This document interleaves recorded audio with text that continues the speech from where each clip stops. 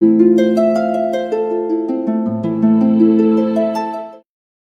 ይስጥልኝ የተከበራችሁ ተመልካቾቻችን እንደምን ቆያችሁ? ከፋና ሚዲያ ኮርፖሬሽን ፋና ቴሌቪዥን የእንግዳ ፕሮግራማችንን ይዘን ቀርበናል። የዛሬው እንግዳችን አቶ ጌታቸው ረዳ የምስራቅ አፍሪካ ጉዳዮች የጠቅላይ ሚኒስትሩ አማካሪ ሚኒስትር ናቸው። አቶ ጌታቸው ጥሪያችንን አክብረው እዚህ ድረስ ስለተገኙ ከልብ በተመልካቾቻችን ስም አመሰግናለሁ። አመሰግናለሁ። እሺ አቶ ጌታቸው ብዙ ጊዜ አድማጮች ስለሱ ማወቅ አድማጮችና ተመልካቾች ማወቅ የሚፈልጉት ጉዳይ አለ። እንዴት ወደ ፖለቲካ ገቡ የሚል ወደ ፖለቲካ የተሳቡበት ሁኔታ እንዴት ነበር የሚለውን ማወቅ ይፈልጋሉ። ምን ይላሉ? ወደ ፖለቲካ ማይሳብ ሰው የለም። እሺ የሆነ ኢንቫይሮንመንት ውስጥ ሆነ የሆነ አገር ኑር የሆነ ሰፈር ኑር ሸፍት በል ወደ ፖለቲካ የምትሳብበት ሁኔታ አለ። አሁን እያልክ ያለ ወይ መሰለኝ ወደ ተደራጀ ፖለቲካ እንዴት ገቡ የሚል ይመስለኛል። እሱ ነው ጥያቄ። እኔ ለረጅም ጊዜ ከዩኒቨርሲቲ ከወጣሁ በኋላ አስተማሪ ነበርኩ። የድርጅት አባልም አልነበርኩም። ግን በዩኒቨርሲቲ በማስተምርበት ወቅትም እማምንባቸው እምነቶች ነበሩ። በዛን ሰዓት የነበረው ገዢ ፓርቲ ካሉት አስተሳሰቦች ጋር የሚቀራረብ እምነት ነበረኝ። አባል መሆን አለመሆኔን ሳላውቅም ጭምር ራሴን እንደ አባል ነበረ የምቆጥረው። በሂደት አይ ቲንክ ከዩኒቨርሲቲ ወጥቼ መንግስት ስራ ውጭ ጉዳይ ሚኒስቴር ማገልገል ሲጀምር ስትራቴጂክ ፖሊሲ አድቫይስ ነገር እንድሰጥ ነው የተመደብኩት። ግን በሂደት የፓርቲ አባል መሆን የተሻለ ያታግላል የሚል እምነት ከአለቆች ስለመጣ እንጂ በግሌ ፓርቲ አባል የመሆን ያን ያክል የተለየ ጉጉትም የተለየ እንቅስቃሴ ማድረግ አላውቅም። ምናልባት በሂደት ያየሁት ነገርም እኔ ወደ ህወሓት አመራርነት የመጣሁበት ሂደት ያልተለመደ ሂደት ነው። ትልቅ ስልጣን ከያዝኩ በኋላ ምናልባት በፓርቲ ስር ቢታገል ነው የሚሻለው የሚል ሐሳብ ስለቀረበ የተመለመልኩ ነው። በተለመደው ሂደት ከስር ጀምረህ የተመለመልክ ያደክ የተኮተኮተ ያገለገለ ጎንበስ ቀና ያለ አይነት የመጣ ሂደት አልነበረም። ከከፍተኛ ኃላፊነት ነው የጀመርኩት ማለት ነው። እንደውም አስታውሳለሁ አንድ አሁን ውጭ ሀገር ያሉ ከፍተኛ የኢህአዴግ ባለስልጣን ለምን እስካሁን አባል ያልሆንከው አሉኝ። አይ ድርጅታችሁ ታጋዮች ያልሆኑ ብዙ አባላት ስላሉት አባላት ያልሆነን ታጋዮች እናስፈልጋችኋለን በሚል ነው ብዬ እንደ ቀልድ አንስቼላቸው ነበር። ኤኒዌይ ተደራጅተው መታገሉ ጥሩ ነው የሚል እምነት ስለደረሰ በዛ ደረጃ ነው የመጣሁት። መሳብ ነው አለመሳብ ነው ሳይሆን ኦልሬዲ ኃላፊነት ውስጥ ከገባው በኋላ በድርጅት ውስጥ ብትታቀፍ የተሻለ ትታገላለህ የሚል እምነት ስለነበረ ብዙም ሳላንገራገር ነው የተቀበልኩት። የተደራጀ ፖለቲካ ውስጥ የገባበት ሂደት ነው እየገለጽኩ ያለሁት። መልካም። የፓርቲ አባል ከሆኑ በኋላ በፍጥነት ነው ተጽዕኖ ፈጣሪ አባል የሆኑት። እንግዲህ ከበረሃ የመጣ ብቻ ነው የጀርባ አጥንት ያለው የሚል ባህል ባለው ድርጅትና ፓርቲ ውስጥ እንዴት ሆነሉት? እንዴት ተሳካሉት? ምንስ እንደ ፈተና ገጠሙት? አሁን ምን መሰለህ እንደተባለው ነው። እኔ የመጣሁበት ሂደት በጣም ያልተለመደ ነው።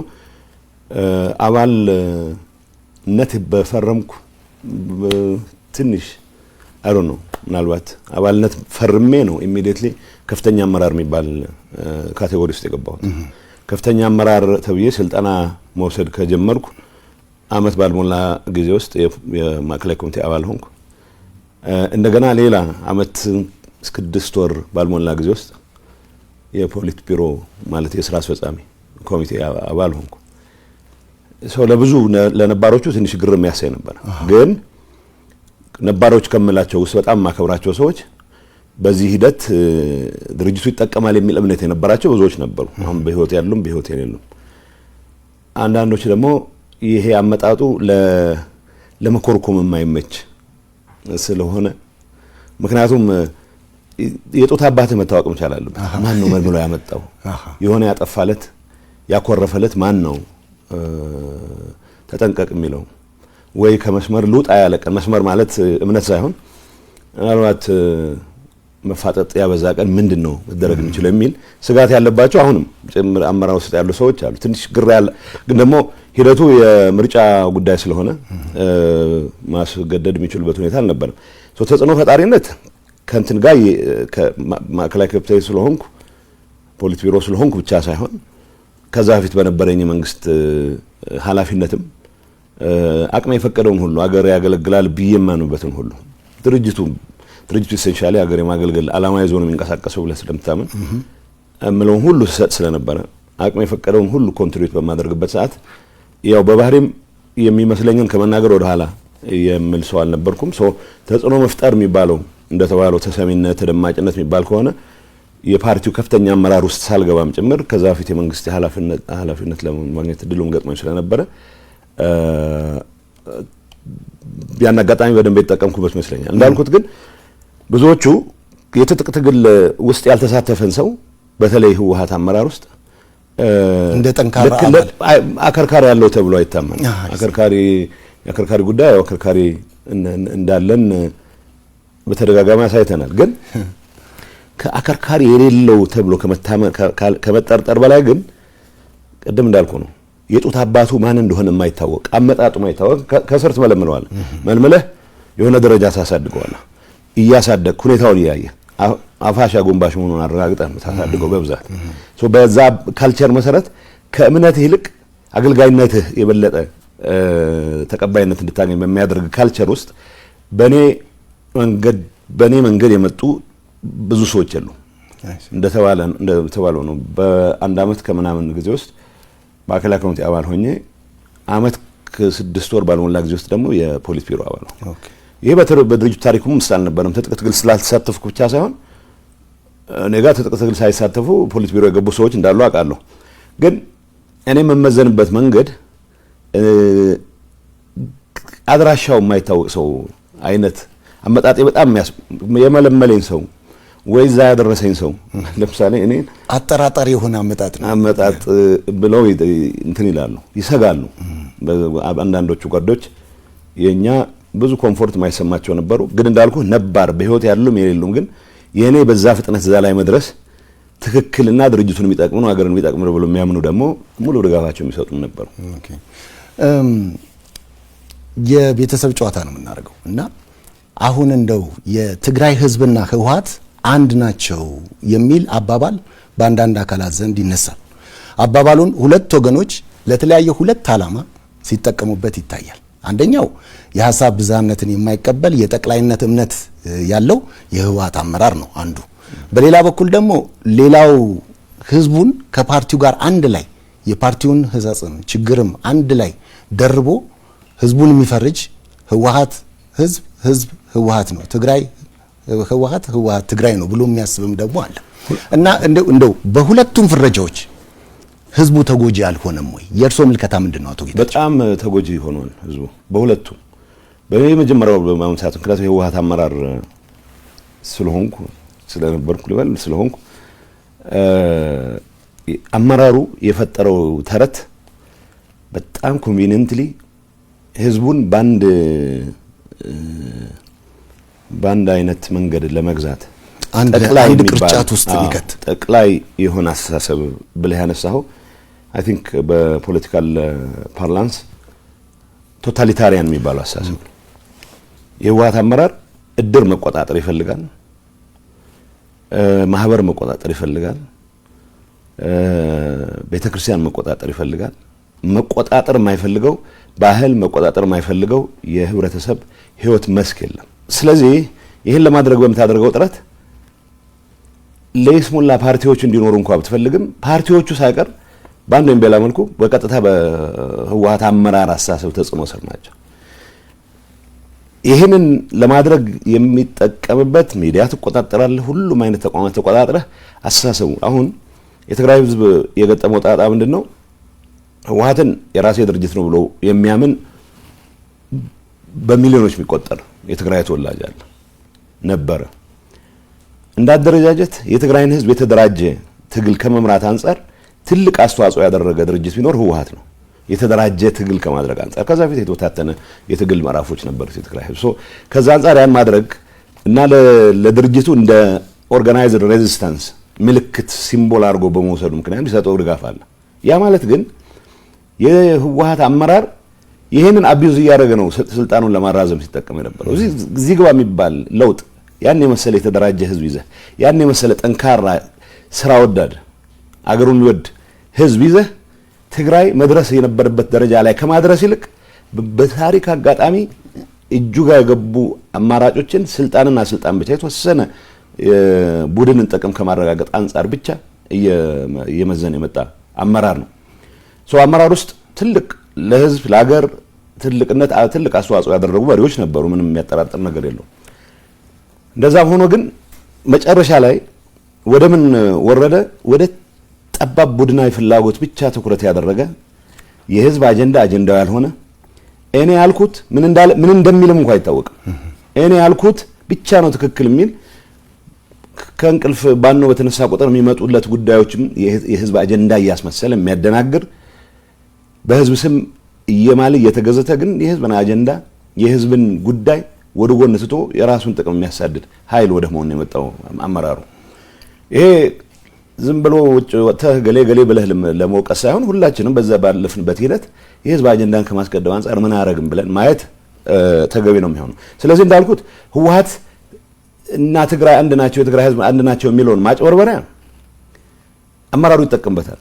አመራሩ የሚጠቀምበት ከስርቆት ከሌሎች በመንግስት ስልጣን ሆነ የምትፈጽማቸው በደሎች ተጠያቂ ላለመሆን የሚሰራቸውን ስራዎች በሙሉ ከህዝቡ እና ከህዝቡ ይሁንታ በመነጨ እንደሚሰራቸው አድርጎ ለማሳመን ነው የሚሞክረው። እውነቱ ምንድነው? የሚሰርቅ ባለስልጣን የሚሰርቅ አመራር በህዝብ ስም ሲምል ሲገዘት ድርጅቴ አንድም ነገር እኮ ህወሓት እና ህዝቡ አንድ ነው ማለትም እንኳን አንድ ነገር ነው። አመራሩን ነው ራሱን የህዝብ ወኪልም አድርጎ ህዝብንም እንዲሰግድለት አድርጎ ህዝብ አንድም አይነት የተቃውሞ ምልክት እንዳያሰማ አፍኖ የስርቆት አጀንዳ ውስጥ በደንብ ተነክሮ ግን ደግሞ ህወሓትና ድርጅት አንድ ስለሆነ ብሎ በዛ ማጭበርበሪያ ራሱን ነፃ ለማድረግ የሚሞክርበት ሁኔታ አለ። ስለዚህ ይሄ በአንዳንድ ጊዜ ምናልባት ሊትሬቸር ላይ ጆርጅ ኦርዌል የሚባል እንግሊዛዊ በእንደዚህ አይነት እንድታስብ የተለየ ነገር እንዳታስብ የሚያደርግ ካልቸር እሱ ፕሮቴክቲቭ ስቱፒዲቲ ነው የሚለው።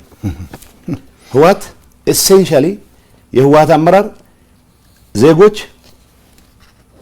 የሚመስላቸውን ተናግረው ድርጅታቸውን ወቅሰው ወደ ትክክለኛ ቦታ የሚመለሱበት ሂደት እንዳይፈጠር ሚዲያን የሚቆጣጠራሉ ብቻ ሳይሆን ያሳሰብ ሁሉ ነው አደረጃጀቶች በሙሉ ተቆጣጥሮ በዚህ መልኩ እንድትሰግድ ነው የሚያደርገው። ሰው ብዙ ጊዜ የትግራይ ወጣት ህወሓትን መንቀፍ በሚፈልግበት ሰዓት በአማርኛ ቢነቅፍ ብዙ ሰው ቅር ይሰኛል። ምክንያቱም የጓዳ ጉዳይ አድርገህ ልምታስቀምጠው ይሄን ነው የሚፈልገው የህወሓት አመራር። ለምሳሌ መወቀስ ያለበትን ነገር የትግራይ ተወላጅ በደንብ መሮት አንገሽግሾት መናገር የሚፈልጉን ጉዳይ በሌላ ቋንቋት ገልጽም ብቻ ሳይሆን ወጣ ብለህ እንዳትጮህ የሚከለክል ስርዓት ነው መትከል የሚፈልገው። ይሄ አደገኛ ነው። ከዚህ አንፃር በአንደኛው መንገድ የትግራይ ህዝብ ተጎጂ ነው በእንደዚህ አይነቱ ፍረጃ ብለናል። በሁለተኛ ደረጃ ሰነፍ አስተሳሰብ የተጠናወተው ብዙ አለ። አንደኛ ደረጃ የትግራይ ህዝብ በትግሉ ጥግ ያስያዛቸው አስተሳሰቦች አሉ። እውነት ለመናገር በኢትዮጵያ ታሪክ ውስጥ በተደራጀ ሬዚስታንስ ለውጥ የማምጣት ሂደት ውስጥ ትልቅ አስተዋጽኦ ያደረገ ህዝብ ነው። በዚህ አጋጣሚ ከእንጀራቸው የተፈናቀሉ በዚህ አጋጣሚ ከስልጣናቸው የተፈናቀሉ ወገኖች ኃይሎች ኢሴንሻሊ ህዝብ በዚህ ደረጃ የሚጎዳ ህዝብ የለም። የትግራይን ህዝብ እንደ መሰረታዊ የችግራቸው ምንጭ አድርገው የሚቆጥሩ አሉ። እነዚህ ሰነፍ አስተሳሰብ ያላቸው ሰዎች ወይ ህወሓት አመራር ላይ ያላቸውን ኢሹ ምክንያቱም ጥረት ይጠይቃል። ለያይተህ ተንትነህ የህወሓት አመራር እንደዚህ ያደረገ የህወሓት አባል ሳይሆን የህወሓት ከፍተኛው አመራር ነው ብለህ መተንተን ትንሽ ጥረት የሚጠይቅ ስለሆነ እና ሰነፎችም ስለሆኑ ህወሓትንም የትግራይ ህዝብንም በአንድ ላይ አጃምለው ህወሓትን ወይም ህወሓት አመራር ለማጥፋት ያላቸውን አጀንዳ የትግራይ ህዝብ ከማጥፋት አጀንዳ ጋር ያይዞ ነው የሚንቀሳቀሱት። እንደዚህ አይነቱ ሰነፍ በጣም አደገኛ አስተሳሰብ ኢኳሊ የትግራይ ህዝብ ለአደጋ ዳርጎታል። የምናያቸው አጋጣሚዎች በሙሉ በተወሰነ ደረጃ ስርቆት ውስጥ የተሰማራ ሰው ሊኖር ይችላል። በተወሰነ ደረጃ ባለስልጣን ሆኖ በደል የፈጸመ ሊሆን ይችላል። ስለዚህ በልኩ ከመውሰድ ይልቅ ህዝብን እንደ ህዝብ እየፈረጅ ህዝብ የኢትዮጵያ አካል ሳይሆን የኢትዮጵያ ችግር እንደሆነ ተደርጎ እንዲወሰድ በማድረግ በትግራይ ህዝብ ላይ የደረሰ በደል እንዲፈጠር ትልቅ አስተዋጽኦ ያደረገ ፍረጃ ነው። ስለዚህ ሁለቱም ፍረጃዎች ከማንም ይምጣማን የህወሓት አመራር ያካሄደው ሌላው ይሄ ሰነፍ ይፈርጀው ስቲል የትግራይ ህዝብ ተጎጂ የሚያደርግ ነው። ስለዚህ በሁለቱም መልኩ የትግራይ ህዝብ የፖለቲካ ኮንሽስነስ ሁሉንም ሀሳቦች ማስተናገድ በሚችልበት ደረጃ እንደ አዲስ መቀረጽ መቻል አለበት። ቢዮንድ የህወሓት አመራር ማሰብ መቻል አለበት። ህወሓት ራሱ ቀጣይነት እንዲኖረው ከተፈለገ እኔ ብቻ አውቅልሃለሁ ከሚል ያረጃ አስተሳሰብ ወጥቶ ወጣት ማስተናገድ የሚችል የተለያዩ ጥያቄዎች መመለስ እንደሚገባው የሚያምን የተለያዩ አስተሳሰቦች ማስተናገድ እንደሚገባው በሚያምን አመራር መቀየር መቻል አለበት። ይሄን ባላረክበት ሁኔታ አሁንም በተለመደው መንገድ ድሮ ጥቂት ሰዎች እነገሌ እኮ አይናቸውን ጨፍነው 30 ዓመት ያስባሉ የ40 ዓመት ወደፊት ያለው እና የሚባል ተረት አክትሟል። እኔ ያባለሁበት አመራር የህወሓት አመራር የየሳምንቱን መተንበያ አቅቶን ህዝብ ጦርነት ውስጥ ገብቶ ጦርነት ውስጥ ከገባ በኋላ በመስዋዕትነቱ የፈለገውን ርቀት ሊሄድ ይችል የነበረን አደጋ ቀልብሶ ወደ ሰላም ከመጣም በኋላ በየሳምንቱ የሚቀያየር በየሳምንቱ አጋጣሚዎችን እያየ ልጠቀም የሚል አደገኛ አመራር እየሰጠን ሰላሙንም ተጠቃሚ እንዳይሆን የልማትም ተጠቃሚ እንዳይሆን ህልውናውም አደጋ ላይ የሚወድቅበት ሁኔታ ከመፍጠር አንፃር ትልቅ አስተዋጽኦ ያደረገ አመራር ነው። ይሄ አመራር አሁንም እኔ ነኝ ማውቀልህ ብሎ ሊቀጥል ይፈልጋል። እሱ ተቀይሯል። አሁን በኋላ ማጨወረር አይቻልም። እኔ ቢያንስ ንስሐ ገብቻለሁ። ይሄንን ወጣት እያጨወረበርኩ መኖር የምችልበት ጊዜ አክትሟል የሚል እምነት አለኝ። ከመጀመሪያ ይሄን አስብ ነበር። ከዛ ፊት የዛ አመራር አካል ሆኜ ያጠፋቸው ጥፋቶች ኃላፊነት ለመውሰድ ዝግጁ ነኝ። ይሄ አመራር ግን ጦርነት ውስጥ ገብተን የሁሉ ጣጣ ከተፈጠረ በኋላ በመቶ ሺዎች የሚቆጠር ሰው ካለቀ በኋላ የሰላም አጋጣሚ ተጠቅሞ ሰላሙ መስዋዕትነታችን የመጣ ነው። ሰላማችንን ማስጠበቅ መቻል አለብን። ሰላማችንን ለማስጠበቅ በየጊዜው መሞት የለብንም። በህይወት ኖረን ህዝባችንን ማገልገል የምንችልበት ኢንቫይሮንመንት ተፈጥሯል። ይሄን እንጠቀምበት ብለን በወሰንበት ሰዓትም ጭምር ስልጣኑና ጥቅሙን ብቻ የዘረፋ ኔትወርኩን ማስጠበቅ ብቻ ማዕከል ያደረገ አመራር አሁንም ሰላም ደፍርሶም ቢሆን ህዝብ ለአደጋ አጋልጭም ቢሆን ህልውናዬን አስቀጥላለሁ ብሎ ሲፍጨረጨር በተግባር የታየ ነው። ይሄን አስተሳሰብ ይዘህ ነገ ተነገ ወዲያ መቀጠል አይቻልም ብቻ ሳይሆን አሁን የትግራይ ወጣት ደርሶበት ባለ የንቃት ደረጃ በፈለከው መልኩ ምክንያቱም ከእንደዚህ አይነት መከራ ሊያወጣህ ብቻ ሳይሆን ወደ ሌላ መከራ ሊያስገባህ የሚችል ሊደርሺፕ በምን ማጂክ በምን ተአምር ነው አመራር ብለህ ይዘው ልትቀጥል ነው። ይሄንን ነገር ማስተካከል ባልቻልክበት ሁኔታ ህወሓትም 1 ዓመት መቀጠል አይችልም፣ 2 ዓመት መቀጠል አይችልም። የህወሓት ቀጣይነት ህወሓት ብቻውን አይመራም ብቻ ሳይሆን የፖለቲካ ባህል በመህዳራችን መስፋት አለበት ብቻ ሳይሆን ሁሉም አስተሳሰቦች መስተናገድ አለባቸው ብቻ ሳይሆን ህወሓት ይቀጥልም እንኳን ከተባለ ህወሓት ራሱን ባልቀየረበት ኢንቫይሮንመንት ይሄ አመራር ከራሱ ጥቅም ከዘረፋ ኔትወርኩ በላይ የህዝብን አጀንዳ አድርጎ መቀጠል ዝግጁ ባልሆነበት ኢንቫይሮንመንት አንድ አዳር መቆየት የሚችል አይመስለኝም። ስለዚህ የተቀየረ ኢንቫይሮንመንት ነው ያለው። እንዳልኩ ግን በዚህ ጥቅል ፍረጃ ምክንያት ህዝባችን ያየውን መከራ በፍጹም መካድ የሚቻል አይሆንም። ለገሌ በሚባል የሚተው ጥፋት አይደለም። አሁን እኔ ቅድም ያነሳው ለኦርዌል ፕሮቴክቲቭ ስቱፒዲቲ አዎ የራስ ሰው ያጠፋው ጥፋትና ሌላ ሰው ያጠፋው ጥፋት በሚል ልትፈርጁ አትችልም። ህዝብ ላይ የሚደርስ ማንኛውም ጥፋት ፈጻሚው ማንም ይሁን ማን ጥፋት ነው። ስለዚህ ሁለቱም ፍረጃዎች የራሳቸው አደገኛ በትር አሳርፈዋል የትግራይ ህዝብ ላይ የሚል ማየት ጥሩ ነው። መልካም።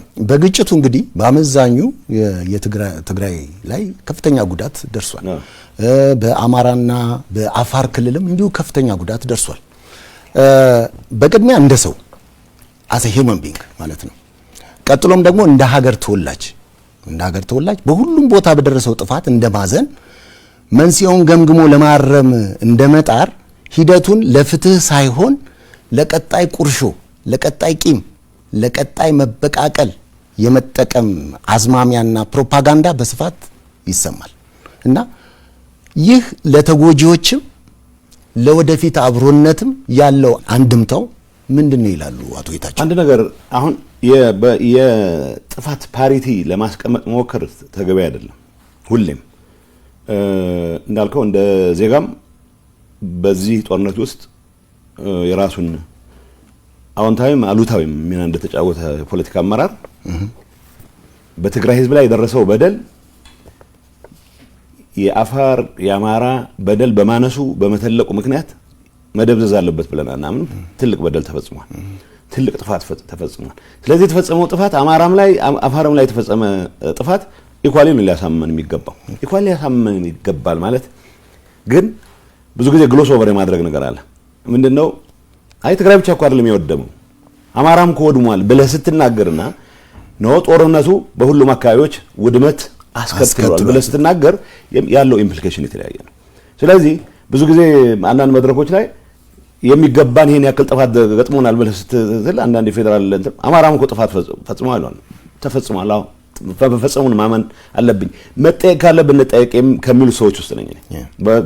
በጠፋው ጥፋት ልክ መጠየቅ ካለብን መጠየቅ አለብን ከሚሉት ውስጥ ነኝ።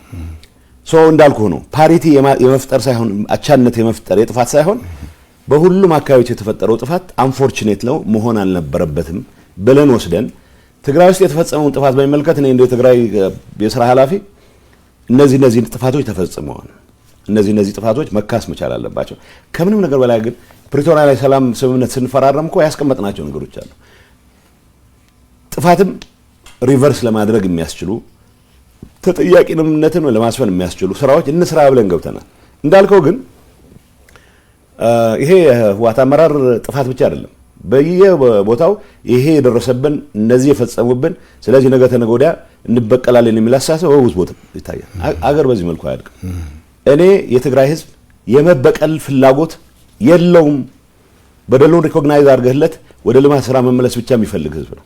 የተሰዉበትን ዜጎች ቁጥር በየቀኑ እየደጋገመ ተመሳሳይ ቁጥር ካልጨረስኩ ወይም ሁለት እጥፍ ካልጨረስኩ የሚል ህዝብ አይደለም። ይሄ እዚህ ላይ እርግጠኛ መሆን እንችላለን። ህልውናውን ማረጋገጥ የሚፈልግ ህዝብ ነው። ህልውናው ላይ የተጋረጠን ማንኛውንም አደጋ በመስዋዕትነት ከፍሎ ለማረጋገጥ ዝግጁ የሆነ ህዝብ ነው። ግን ደግሞ ከሌሎች ጎረቤቶቹ ጋር ከሌሎች ኢትዮጵያን ጋር በሰላም ለመኖር ደግሞ ሙሉ ዝግጁነት ያለው ህዝብ ነው። ይህንን ህዝብ ለመምራት በታሪክ አጋጣሚ ድል የገጠመን ሰዎች ከዚህ አንፃር ምን ሰርተናል የሚለውን ነገር መጠየቅ ተገቢ ነው። ቁርሾ በማባዛት ላይ ነው የተጠመድ ነው። የበቀል ትርክት በማስቀመጥ ላይ ነው የተጠመድ ነው። መጠየቅ መቻል አለበት። በዚህ አንፃር ነገ ተነገ ወዲያ ካልተበቀል ነው በስተቀር ሰላማችን አይመለስም ብሎ የሚያስብ ሰው አለ ከኔ ወገንም። ይሄ ህዝብ አስተሳሰብ አይደለም። ከሌላው ወገንም አሁንም አጋጣሚ ተጠቅሞ የትግራይ ህዝብ መዳከም ግምት ውስጥ አስገብቶ የትግራይን ህዝብ የጥቃት ሰለባ ከማድረግ ወደ ኋላ የማይመለስ ሌላም አለ። በአንድ አጋጣሚ የህዝብ ተዳክሟል ወይ መሬቱን ቆርሰን ወይ ህዝቡን አሰድተን አንድ ነገር እናደርጋለን የሚል በርካታ ኃይል አለ። ይሄ ከውጭም ከቅርብም እንደዚህ አይነት አስተሳሰብ የሚያራምዱ ወገኖች አሉ። ዋናው አጀንዳችን መሆን መቻል አለበት ይሄን ሰላም ማጽናት የምንችለው ለጦርነቱ ምክንያት የሆኑ አለመግባባቶች በሰላምና በሰላም ብቻ ሊፈቱ የሚችሉበት ኢንቫይሮንመንት እንደ አዲስ መመለሳቸውን በማረጋገጥ ነው። ይሄን አድርገህ እንደተባለው ነው የትግራይ ህዝብ ተበድያለሁ ብሎ ስለሚያምን በብዛት በወጣቱ ዘንድ የሚቀነቀን የተነጣይነት አስተሳሰብ አለ። ይህ አስተሳሰብ ለምን መጣ ብሎ መፈተሽ ነው ተገቢ የሚሆነው። ይህ አስተሳሰብ ከጸረ ኢትዮጵያነት፣ ይህ አስተሳሰብ ከጸረ አንድነት ወዘተ ከሚሉ ጥቅል ፈረጃዎች ወጥተን ህዝቡ ለእንደዚህ አይነት አስተሳሰብ ወጣቱ ለእንደዚህ አይነት አስተሳሰብ ያነሳሱት ምክንያቶች ምንድናቸው ብሎ አድረስ ማድረግ እንደዚህ ለማከም የሚያስችል ስራ መስራት ተገቢ ነው የሚሆነው። እንደተባለው ሀገር በፈቃደኝነት ብቻ ሳይሆን በጋራ የመልማት ፍላጎትም ላይ መመስረት መቻል አለበት። ትግራይ አዲስ አበባ ውስጥ ያለ እንቅስቃሴ ደስ የሚል የልማት እንቅስቃሴ ትግራይ ውስጥ ሊደገም እንደሚችል የሚያሳይ ኢንቫይሮንመንት ካልፈጠርክ በስተቀር ባህር ዳርም ሊደገም እንደሚችል ደብረ ማርቆስም ሊደገም እንደሚችል በየገጠሩም ሊደገም እንደሚችል ካላሳየህ በስተቀር ሰዎች በሚደረጉት አጓጉ እንቅስቃሴዎች ተጠቃሚ ሊሆኑ የሚችሉበት ተስፋ ካልፈጠርክ በስተቀር ኢትዮጵያ ሀገር የሚል ፍላጎት ስላለ ብቻ ሀገር ሊቀጥል አይችልም። ስለዚህ እንደ ህዝብ የትግራይ ህዝብ የገጠመው ፈተና ትልቅ ፈተና ነው። የደረሰው ጥፋት እጅግ ከፍተኛ ነው። እንደተባለው ሌሎች አካባቢዎች የደረሰው ጥፋትም ኢኳሊ መወገዝ መቻል አለበት፣ እንዳይደገም ሁላችንም መጣር መቻል አለበት።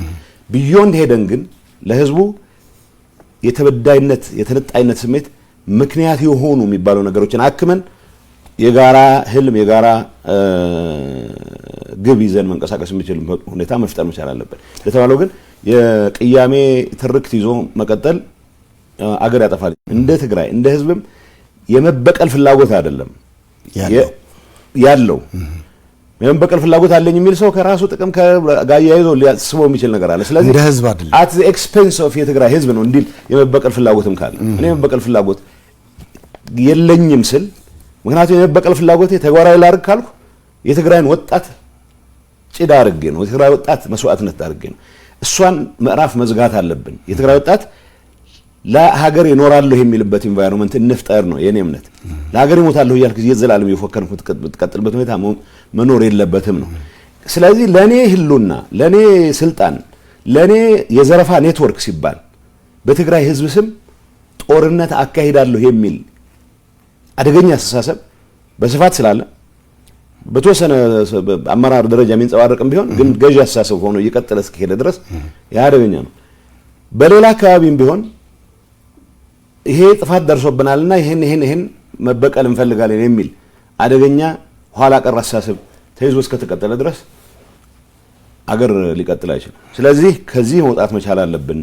ከዚህ መውጣት መቻል አለብን ማለት ተጠያቂነት ማረጋገጥ የለብንም ማለት አይደለም። ጌታቸው ባንደበቴ በምላሴ በጠመንጃዬ ባፈሙዜ ያጠፋው ጥፋት ካለ እንዳመራር ለመጠየቅ ዝግጁ ሆኖ መቻል አለብን። ይሄንን ማድረግ ማለት የመበቃቀል ትርክትን ማካሄድ ማለት አይደለም። ተጠያቂነት ማረጋገጥ ፍትህን ማረጋገጥ ኢሴንሻሊ የማንኛውም በህግና በስርዓት የሚመራ ማህበረሰብ ማድረግ ያለበት ጉዳይ ነው። ስለዚህ መጠየቅ ያለብን እንጠየቅ ማለት የመበቃቀል አጀንዳ እስከ ጌታ መምጫ ድረስ ይቀጥል ማለት አይደለም። ይሄ ግን ፍላጎት ያላቸው ሰዎች የሉም ማለት አይደለም። ይሄም ፍላጎት ነው ህዝብ በማያጠፋን መልኩ መገረዝ ያለበት ሐሳብ ነው። ይሄ አድረስ መደረግ ያለበት ሐሳብ ነው። መልካም። በግጭቱ ወቅት እንግዲህ እንደሚያውቁት ከጦርነት ህግ ውጪ የተፈጸሙ ጥፋቶች እንዳሉ ይታወቃል። የደረሱ ከበቂ በላይ የሚሆኑ ጥፋቶች አቶ ጌታቸው እና ፌደራል መንግስት ደረስኩበት ባላቸው ልክ ተጠያቂ ያደረጋቸው የመከላከያ ሰራዊት አባላት እንዳሉ ይገልጻል። በህወሓትና በታጣቂው ዘንድስ ምንም ጥፋት አልጠፋም? እንደው ከዚሁ ጋር ተያይዞ የሚባለውን አንድ ላይ አድርገው እንዲመልሱልኝ ነው።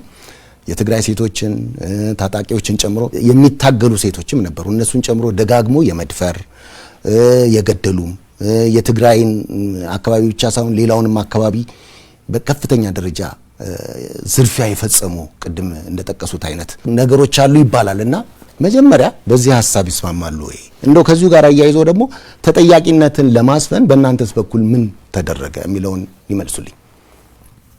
አሁን ትልቅ ጥፋት ነው የተፈጸመው። የፌደራል መንግስቱ ጥፋት የፈጸሙ ሰዎችን ቀጥቻለሁ ይላል። አልሟገትም በዛ ጉዳይ። መቀጣት ያለባቸው መቀጣት መቻል አለባቸው። እንደተባለው የጥፋት ፓሪቲ ማስቀመጥ ተገቢ ባይሆንም በእኛ በኩል የተፈጸሙ ጥፋቶች ካሉ ይኖራሉ። መጠየቅ ባለብን ደረጃ መጠየቅ መቻል አለብን የሚል እምነት አለኝ። ታጣቂዎቻችንን በአንድ ወይም በሌላ ምክንያት ከግንባር ሸሸህ ብሎ የረሸነ ይኖራል። በዛ ደረጃ መጠየቅ መቻል አለብን። መከላከያ በገባባቸው አካባቢዎች የወሰዳቸው የወር ድንበር እርምጃዎች ካሉ አሉም መጠየቅ መቻል አለበት። ይሄ መከላከያ ሰራዊት ወይ መከላከያ ሰራዊት ጎን ተሰልፎ የመጣ ሌላ ኃይል የፈጸሟቸው ሁሉም በደሎች ወይ የትግራይ ታጣቂዎች ሌሎች አካባቢዎች ሄደው የትግራይ ታጣቂዎች ሌሎች አካባቢዎች ሄደው የፈጸሟቸው በደሎች ኦፕን ሆነን መነጋገር መቻል አለብን። አንዱ ለሌላው ብቻ ሌላውን ብቻ ተጠያቂ ያደረገ የሚቀጥልበት ሁኔታ መኖር መቻል ያለበት። እዚህ ውስጥ ግን ትግራይ ሴቶች ላይ የደረሰው መከራ ግን መቼም ቢሆን በምን መልኩ ልታካክሰው በጣም የሚከብድ ነው። እንግዲህ የትግራይ ሴቶች የሚደርስባቸው መከራ አንደኛ ልጆቻቸው ወይ በትጥቅ ትግሉ ምክንያት ወይ በሌሎች ኮላተራል ዳሜጅ ሆነው የሚጠፉባቸው ናቸው። ባሎቻቸው የሚጎዱባቸው ናቸው። እነሱ እንደ ሴቶች ተፈጥሮ የሰጣቸው ጸጋ መሆን ቀርቶ ርግማን ሆኖ የሚደፈርበት ሁኔታ በስፋት ታይቷል። እነዚህ ውስጥ ማን ምን አጠፋ ምናምን የሚለው ያው እንደተባለው ነው። ለምሳሌ እኔ ምናልባት 1-2 ቀን ገልጬ ይሆናል እስካሁን ገልጬው አላቅም ነበር። እኛ ጊዜያዊ አስተዳደሩ ባደረገው ጥናት ከዩኒቨርሲቲዎች ጋር ባደረገው ጥናት ትግራይ ውስጥ የተፈጸሙ የሴክሹዋል ቫዮለንስ ጥፋቶች በ10 ሺዎች የሚቆጠሩ ሴቶች የተደፈሩበት ኢንሲደንት ጥናት ሲናደርግ 76%ን የኤርትራ ሰራዊት ፈጽሞታል ነው። ምክንያቱም የኤርትራ ሰራዊት እንግዲህ 76%ን ኤርትራ ሲፈጸም ማለት 24%ን የፈጸመው ሌላው ወገን ተጠያቂ አይደለም ማለት አይደለም። አንድ ሰውም አንድ ጥፋትም ካለ ተጠያቂ። ስለዚህ ፌደራል መንግስት 24% ውስጥ ፋኖ ወዘተ የሚባል ሁሉም ተንጋግዞ የሚመጣ ስለሆነ ትግራይ ውስጥ የፈጸሟቸውን በደሎች ከማጣራት አንፃር የሚሰራውን ስራ ይስራ ብለን 76%ን ጥፋት የፈጸመው ኃይል እኔ አንድ ነገር እነግራለሁ። መጀመሪያ ያው ትግራይ መጀመሪያ ጦርነቱ እንደተከፈተ ከ3 ሳምንት በኋላ ተበታትነን ነበር። ብዙ ሰራዊቱን ተበትሮ እኛም ተበትለን ገጠር የምንገባባቸው አካባቢዎች አድዋ አካባቢ አዲኦሮ የሚባል ቦታ አለ። ብላክቦርድ ሰባብሮታል። ግን ምንም ይልጻጽፎ ታያለህ በትግርኛ 30 ዓመት ወደ ኋላ መልሳችሁናል፣ 40 ዓመት ወደ ኋላ እንመልሳችኋለን ይላል። የተደራጀ እንቅስቃሴ ይደረግ ነበር። በየቦታው ስማችን የሚመለከት የሚጻፉ አንዳንዴ የቤተሰብ ስላልከው ማለት ነው የሚያስቁ የሚመስሉ ግን ደግሞ የተደራጀ ሲስተማቲክ የሆነ ነገር ትኩረት ያደረገ የሚመስል ነገር ነበር። የትግራይን ሰው እንደ ሰሜው የማዋረድ ፍላጎት የነበረው አካሄድ እንደነበረ መታወቅ መቻል አለበት። ስለዚህ ይሄንን 24% የፈጸሙት ኃይሎችም መጠየቅ መቻል አለባቸው። በይፋ ግን 76%ን ይሄን መገልጽልህ 24 እና 76 ነው የማወዳደር ጉዳይ አይደለም።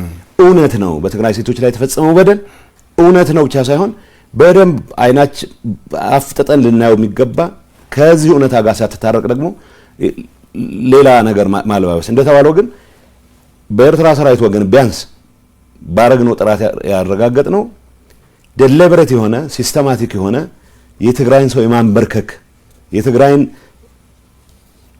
ሴቶች ቅስም የመስበር እንቅስቃሴ ግን ይደረግ እንደነበረ ያ ማለት የመከላከያ ሰራዊት አባል ሆኖ የፋኖ አባል ሆኖ ወጣቶችን በሰመሪ ላይ የጨፈጨፈ ሰው የለም ማለት አይደለም። እሱም በሚጠይቅበት ደረጃ መጠየቅ ማለት ልጃገረዶች የደፈረ ሴቶች የደፈረ ባለትዳሮች ወዘተ የለም ማለት አይደለም። እሱም በተጠያቂነቱ ልክ መጠየቅ ይቻላል። የህዋት ታጣቂም ወይም በህዋት ታጣቂ ስምም መጠየቅ ያለበት እኔ አሁን እያልኩ ያለሁት ይሄ በደል አልተፈጸመም አይደለም። ቅድም እኮ አልኩ ለምሳሌ ወገኖች አሉበት ፈጽመዋል ፈጽመው እኮ እርምጃ የሚወሰድባቸው አሉ። ባይዘው በእኛ በኩል እኔ አንድ ነገር ልንገር፣ ብዙ ጊዜ የትግራይ ሰራዊት ከፍተኛ አመራሮች ከተወሰኑ ሌቦች በስተቀር ስርዓት ለማክበር ጥረት የሚያደርጉ ናቸው።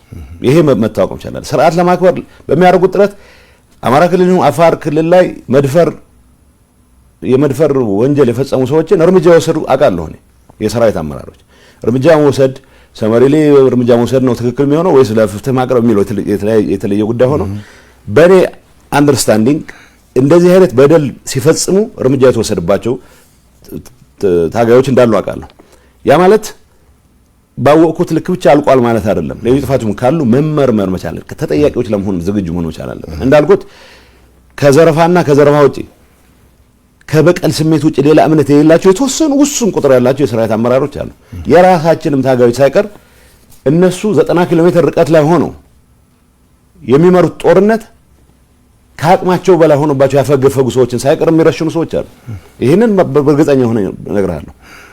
ይሄ ነገር የፈጸሙ ሰዎች እንዳሉ የማውቀውን ያክል በደል ሲፈጸም ደግሞ እርምጃ የወሰዱ ደግሞ ሌሎች አመራሮች አሉ። ሁሉንም በአንድ ቦክስ ውስጥ በአንድ ሳጥን ውስጥ ማስቀመጥ መጠየቅ ግን ሬዲ መሆን መቻል አለበት። አልተፈጸመም ብዬ መከራከር ጥፋት ነው። ስለዚህ እኔ በማቀው ልክ የትግራይ ሴቶች ላይ የደረሰው መከራ በጣም ግዙፍ ነው። እንዳልኩት ያቀረብኩልህ ስታቲስቲክስ ተራ ስታቲስቲክስ አይደለም፣ እውነት ነው። ስማቸው የሚታወቁ ሴቶች ሰፈር ያደርጉት ነው። ግን ስማቸው የሚታወቁ አዛዦች ወስነውት የተደረገ ነው። በወሳኝ መልኩ እንዳልኩ አሁን የኤርትራ ሰራዊት ወገናችን ነው ብሎ የሚፎክሩ ሰዎች ሰማለሁ እኔ። እንዲህ ቢያንስ ንስሐ ይገባ፣ ጥፋቱን ይቀበል መጀመሪያ። ከመከላከያ ኃይል ጋር መከላከያ ትግራይ ውስጥ እንዲሰፍር እኮ ተስማምተን መጥተናል በፕሪቶሪያ ስምምነት መሰረት። ከፌደራል መንግስቱ ጋር ያሉ ጥፋቶች ለመመርመር እርምጃ ለመውሰድ ሬዲ ነን፣ ለተጠያቂነት እናረጋግጥ ብለን እኮ ፈርመናል። ስለዚህ በፈረምነው ልክ ተጠያቂነት አረጋግጠናል ወይ መታየት ያለበት ጉዳይ ነው። ከተጠያቂነት ጋር ብቻ ሳይሆን ሲስተማቲክ በሆነ መንገድ ህዝብ እንደ ህዝብ እንዲንበረከክ፣ ህዝብ እንደ ህዝብ እንዲጠፋ፣ በተለይ ደግሞ ጾታዊ ጥቃትን እንደ ጦር መሳሪያ ከመጠቀም አንጻር የተደራጀ ስራ የሰራ ኃይል ወገኔ ነው ብዬ መንቀሳቀስ ምክንያት ሊኖራቸው ሶ ይሄንን በደንብ ግምት ውስጥ ማስገባት ተገቢ ነው። ሶ የተጠያቂነቱ ትግራይ ውስጥ የተፈጠረው በደል ሌሎች አካባቢዎች በተፈጸመው በደል ምክንያት ሊደበዝዝ የማይገባም። ትግራይ ውስጥ በደል ስለተፈጸመ ብዙ በደል ስለተፈጸመ ደግሞ ሌሎች አካባቢዎች ምንም አይነት በደል አልተፈጸመም ተብሎም መወሰድ የለበትም። በጣም አሪፍ። እርስዎ እንግዲህ አቶ ጌታቸው በተደጋጋሚ ሲሉ የሚደመጡት ነገር አለ። በወርቅ ዘረፋ፣ በሰው ንግድ፣ ኬላ ውጥሮ መዝረፍ፣ በመሬት ወረራ ወዘተ ላይ የተሰማሩ ዋና ዋና የታጣቂና የፖለቲካ አመራሮች እንዳሉና ይህም የሰላም ጠንቅ እንደሆነ በግልጽ ወጥተው ደፍረው የተናገሩበት ወቅት አለ። ይህ እንደተጠበቀ ሆነው ሁለት ጥያቄዎች ግን ይነሳሉ። አንደኛው በቂ ጥናትና ማስረጃ ካለ ህዝቡ በስም እንዲያውቃቸው ለምን አልተደረገም የሚል አንዱ ነው። ከዚህ ሌላ ደግሞ ለምን በህግ አልተጠየቁም? እንደዚህ የሚታወቁ ከሆነ ይህን ያህል አምረው የሚቃወሙት ነገር እንደሆነ በተደጋጋሚ ገልጸዋልና እዚህ አካባቢ ያለው ነገር ምንድን ነው? ቅድም ያልኩ ፕሮቴክቲቭ ስቱፒዲቲ ፖለቲከኞችን ያጠቃል። እንደኔ አይነቱን የበደሉ አካል የነበረ በጦርነት ወቅት ግን የተፈጠረውን ጥፋት በሰላም ስምምነት ማክተም አለበት ብቻ ሳይሆን የትግራይ ህዝብ ካሁን በኋላ ተገዶ ካልሆነ በስተቀር ፈልጎ ወይ በአንድ ወይም በሌላ መልኩ በፖለቲካ አመራር ሰበብ የሚሆን በሌላ ምክንያት ጦርነት መግባት የለበትም የሚል እምነት ያለኝም ሰው ጭምር እንደዚህ አይነት ወንጀሎች እየተፈጸሙ አንድነታችን ጥንካሬ ነው ብለን ስለምናምን የመደበቅ ቅድም ያልኩ ፕሮቴክቲቭ ስቱፒዲቲ አባዜ ሁላችንም ነበረብን። አንድነት ኃይል ነው ይባላል። አንድነት ሁልጊዜ ኃይል እንደማይሆን የምታውቀው ከሰል አንድ ቦታ ላይ ካስቀመጥካቸው በተጠጋጉ ቁጥር አቅማቸው ነው ይዳከመው። እሳት ፍም ባስጠጋው ቁጥር አንዱን ነው የሚያጠፋው። ስለዚህ ሁልጊዜ አንድነት ኃይል አይደለም። የትግራይ ህዝብ ከቁጥሩ በላይ አቅም እንዲኖረው ያደረገ ተደራጅቶ የመንቀሳቀስ ባህል ያለው ህዝብ ነው። ይህንን የመንቀሳቀስ ባህል ለግል ጥቅማቸው ሊጠቀሙ የሚፈልጉበት ኃይሎች ካሉ ግን እነዚህን ከማስወገድ ውጪ የትግራይ ህዝብ አንድነት ጥንካሬ ሆኖ ሊቀጥል አይችልም። ስለዚህ ከዚህ አንፃር ይሄ አንድነት በሚል ተረት ረጅም ጊዜ ተቃቅፎ የመቀጠል ልክ እንደ ከሰል እርስ በርስ የሚጣፋበትን ሂደት የማስቀጠል ሂደት አካል ነበርኩኝ። አንድ ምሳሌ እነግርሃለሁ። ወርቅ ንግድ በጣም የሚያሳዝነው አሁን ብዙ ሰው የወርቅ ንግድ አሁን የፕሪቶሪያ ስምምነት ከተፈራረምን በኋላ የጀመረ የሚመስለው ሰው አለ። ጦርነት ውስጥ በአንድ ወይም በሌላ መልኩ እኔ የማምንበት ሬዚስታንስ ነው ያካሄድኩት፣ የማምንበት ትግል ነው ያካሄድኩት ብዬ ነው የማምነው። በዛ በማምንበት ትግል ውስጥ የትግራይን ህዝብ አጀንዳ ይዘው የታገሉ ብዙ የጦር መኮንኖች አሉ። ለሰሩት ስራ ያለኝ ክብር በፍጹም ሊቀንስ አይችልም። ግን ደግሞ ገና ጦርነቱ በሺዎች የሚቆጠሩ ወጣቶችን ይበላ በነበረበት ወቅት ሳይቀር ምሽግ ለመቆፈር ብለን የወሰድነውን ኤክስካቫተር ወርቅ ለመልቀም ይጠቀሙበት የነበሩ አዛዦችም አሉ። ይሄንን አውቃለን። ሲዋሹ በጣም ነው የሚገርምኝ። እኔ እስካሁን የዋሸሁት ይበቃኛል። እስካሁን የታገዝኩት ይበቃኛል። ሰው ሲሸጡ የሚኖሩ ሰዎች አሉ። ኤርትራዊ መሸጥ ንብረት ነው የሚባለው፣ ንብረት ነው የሚለው። አውርደዋል ይታፍንና እንግዲህ ዓላማው የኤርትራን ሰራዊት እናፍርሰው የሚል ነበር በእኛ በኩል። ኤርትራን ሰራዊት ለማፍረስ ግን ሰዎች እንዲመጡ ማድረግ ነው። ግን ኤርትራን ሰራዊት ማፍረስ ዘመቻ ጀምሬያለሁ ብሎ ይሄን የሚመራው ወገን ገንዘብ ያላቸውን ሰዎች ብቻ ነው ማፍረስ የሚችለው። ስለዚህ የደሃ ልጅ ወጥሮ እንዲዋጋ ይገደዳል ማለት ነው። ከያዝክ በኋላ 27 ወጣት አንድ ቤት ተዘጋና ቤተሰቦች ያሏቸው የሚባሉ ውጭ ሀገር ያሉ ሰዎች አካውንት እየተጠየቀ እያንዳንዱ ሰው ሚኒመም $4000 እንዲያስገባ ተደርጎ ሰው 20 ሰው ካፈንክ $80,000 ታስገባለህ ማለት ነው። በዚህ የውጭ አካውንት ከፍተው በሺዎች የሚቆጠሩ ሰዎችን እየሸጡ እያገቱ አሁን በኤርትራነት ጀመረ መጨረሻ ወደ ትግራይ ተወላጆች ዞረ። ይሄን አመራር የሚሰጡ ከፍተኛ አመራሮች አሉ። ይሄን አጥንተን ለህግ እንዲቀርቡ 2 ዓመት ሆኖታል። አሁን እሱን መጣበታል ነው። ይሄን የሚመራ የመረጃ መመሪያ ኃላፊ እርምጃ እንዲወሰድበት ወይ ከስራ እንዲነሳ ብለን ወስነን ስናበቃ ይሄንን ለማስፈጸም ኃላፊነት የሚሰጣቸው ሰዎች የኔ ሰዎች ናቸው፣ የጸጥታ አመራሮች ናቸው። የጸጥታ አመራር በባህሪው ጥፋት ያጠፋም ያላጠፋም የመተጋገዝ ባህሪ ያላቸው ወርቅ ንግድ ውስጥ የገባ አሁን ለሀገሪቱ ለትግራይ ነጻነት አሁንም እስከ መጨረሻው ሰዋለሁ ያለ የሚፎክር ጀነራል አለ። ወርቅ ንግድ ነው ያለው ነው መባል ያለበት። እነ ምግበ የሰሩት ጀግንነት የወጣት መስዋዕትነት መሰረት ተደርጎ የመጣ ጀግንነት ነው። እነዛን ወጣቶች ለስደት በሚዳርግ ደረጃ ወደ ተራ የወርቅ ንግድ ገብተው ሲያበቁ የስርቆት ተግባራቸውን የትግራይ ግዛት አንድነት የማረጋገጥ አርገው ሲሉት እንደገና ሌላ መስዋዕትነት ይሄን ወጣት ይዳርጉ ሲንቀሳቀሱ ማለት እና ኃይለ ሥላሴ የተዘረፈ ብር ነው የምነግርህ።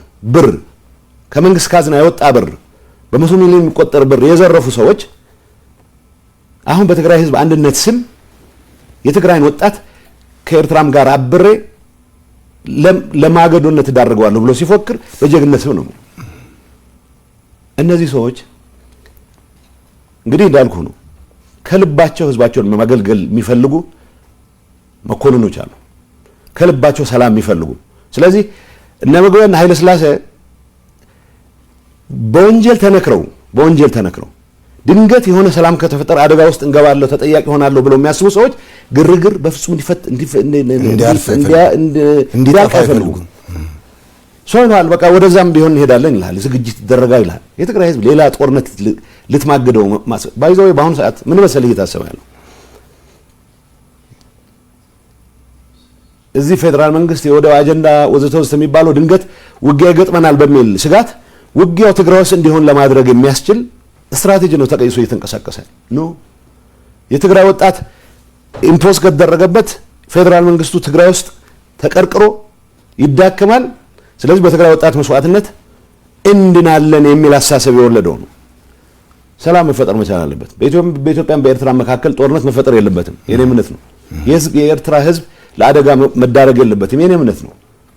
ግን መምረጥ ካለብኝ የትግራይ ህዝብ ድጋሚ የጦር አውድማ የሚሆንበት ሁኔታ ግን እስከ መጨረሻው ድረስ እንዳይሆን እታገላለሁ። ይሄን ለማድረግ በመናደርገው ትግል እንቅፋት የሆኑት ወርቅ ንግድ ላይ የተሰማሩት ዘራፊዎች ናቸው። ግንባር አዛዥ ነኝ ይላሉ፣ የሆነ ነገር ያወራል፣ ወርቅ ሲዘርፍ ነው የሚሉ 2014 ነው የምነግርህ። 2014 ወጣቶች በየግንባሩ በሚተናነቁበት ሰዓት እኔ ሲምፕል ምሳሌ ልንገርህ። ዳባት ደባርቅ አካባቢ ሊማሊሙ ውጊያ ይመራ የነበረ ሰው ሩቅ ርቀት ሆኖ ውጊያ ይመራ የነበረ ሰው አት ዘ ሴም ታይም በኤክስካቫተርስ ወርቅ የቆፈረ ይሸጥ ነበር። ይሄ ኔትወርክ ነው። ይሄ ፖለቲከኛውም አለበት። ታጣቂው ብቻ ታጣቂ አመራር ጥቂቶች እኮ ናቸው እነዚህ ዘርፋ ውስጥ የገቡት። ልንገርህ ኮምቦልቻ ኢሹ አካውንት ነበረ። እኔ አሁን በዛን ሰዓት በእኛ ውሳኔ ነው ትክክል ነው ውሳኔው ብዬ ነው ማምነው። ገንዘብ ያስፈልገናል፣ ጦርነት እያደረግን ነው፣ ገንዘብ ያስፈልገናል ተብሎ ባንኮች ውስጥ የነበሩ የግል ባንኮች አንንካ፣ የመንግስት ግን መውሰድ አለብን የሚል ፖለቲካሊ ወሰንን። እሺ እኔ እንደማውቀው 4 ቢሊዮን ነው ኢሹ አካውንት ላይ ነበር። ይሄን ማረጋገጥ ይችላል ብሔራዊ ባንክ፣ ምክንያቱም የመጣልኝ ወረቀት አለ የጊዜው አስተዳደር ፕሬዝዳንት ኮንኩ በኋላ ምን እንደተፈጠረ ባንኮች ውስጥ ግለጹልን የሚል ኢሹ አካውንት ያለውን ገንዘብ እንዲሰበስቡ ከተመደቡት ሰዎች መሃል አንደኛው የግንባር አዛዥ የሚባለው ኃይለ ሥላሴ በመቶ ሚሊዮን የሚቆጠር ገንዘብ ነው የወሰደው። ኢንፋክት 1 ቢሊዮን አካባቢ ነው የወሰደው። እሱ ስር ተፍተፍ የሚሉ የሱ አገልጋዮች የሆኑ የተወሰነ ድርሻቸውን ይወስዳሉ። አብዛኛው ሰው ከትግሉ ለትግራይ ህዝብ ህልውና ካለው ጥቅም አንፃር ብቻ ነው የተሳተፈው። ገንዘብ ያገኝበታል ብሎ የተሳተፈ የለም። ሰው እነዚህ ሁሉንም አይደለም በአንድ ላይ ማለት በዛ ውስጥ ይሄንን ያስተባበረ የነበረ ሰሞኑን በቁጥጥር ስር እንደዋለ ሰምቻለሁ። ከውጭ ነው የነበርኩት ሰምቻለሁ።